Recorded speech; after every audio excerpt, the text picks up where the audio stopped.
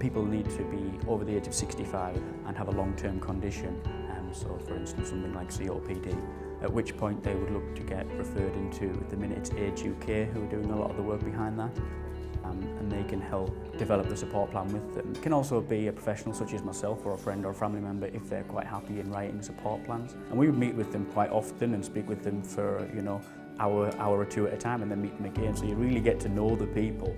In doing that, it just really gives them much more of an insight of the kinds of things that if I was to go and assess them I wouldn't have necessarily picked out, but when you get to know them and spend that time with them, it really does show a different side of the person that you're working with. The focus is very much on them rather than us, what they feel that they want and how they can help themselves. Being realistic about what they would like to achieve, so that was able to kind of give a little bit of a clinical background to that, but also then seeing the bigger picture in, actually sometimes it's not just about that clinical element, it's about what that little change might mean to improve their day-to-day life. From a health profession point of view, we do pulmonary rehab programmes, which are a 6-week course, and one of the biggest things that come out of that is the social element of it.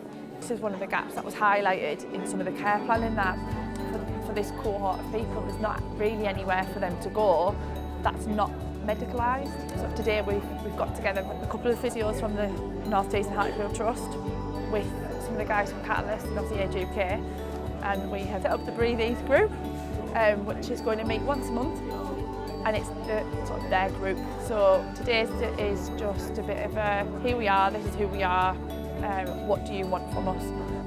We want to give them the control. If they can tell us the answers, then we just have to help support them. People feel much better and much more responsible when they're in control of their own support plans. Me as a clinician and most of my colleagues, our jobs and what we get paid for day to day is to problem solve for them, give them what, we do assessments rather than support plans.